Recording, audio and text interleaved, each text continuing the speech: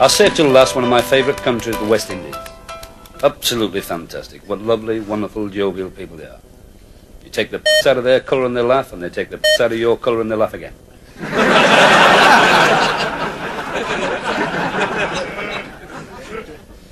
And what a great time. I think I've been to the West Indies something like about 8 different times.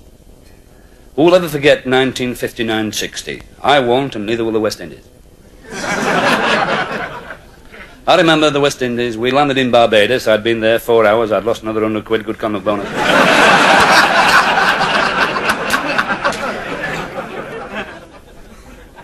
We'd gone, as we always do on the first evening, to the Governor-General's cocktail party, all in black evening dress.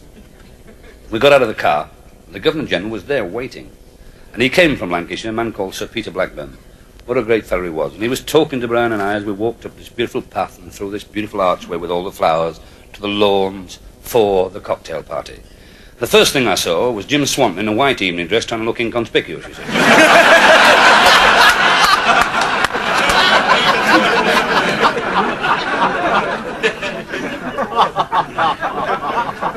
In my best Laurence Olivier stage whisper, I said, "Look at that fat."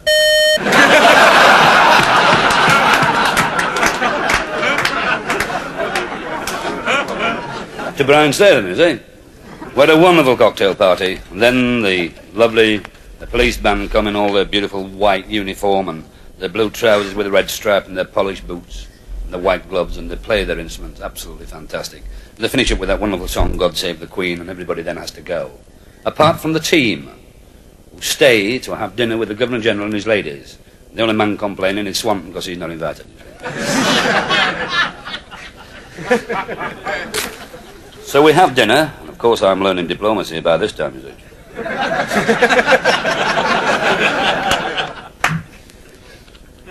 And at the end of the dinner, what happens then is the Governor-General banishes the ladies to one room and the gentlemen go to another room to drink port and tell dirty stories. See? So anyway, we were there. The Governor-General tells a story, not so good, but we all clap and say, "Oh, very good, sir, very good story." Yeah.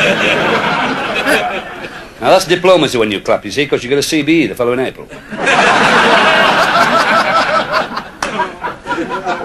Then Colin Cowdery tells a story which is bleeding worse, and we have to clap again.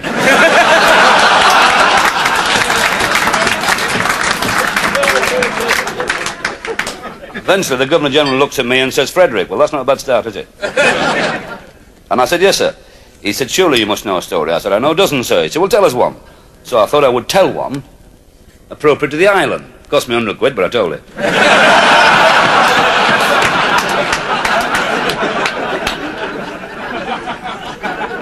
I said, "Yes, sir." I said, "I was sitting," I said, "in a psychiatrist friend of mine's office one day speaking to him. I said, suddenly there was a knock on the door. He said, 'Come in.' I said, the door opened.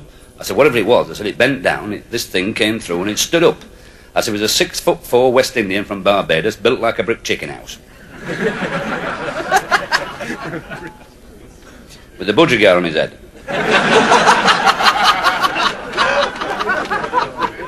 The psychiatrist said, "Looks as though I've got one." Fred said, "Looks like it."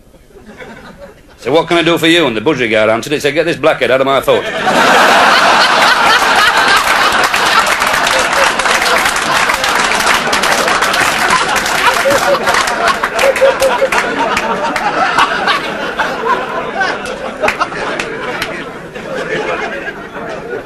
Cost me 100 quid, that one.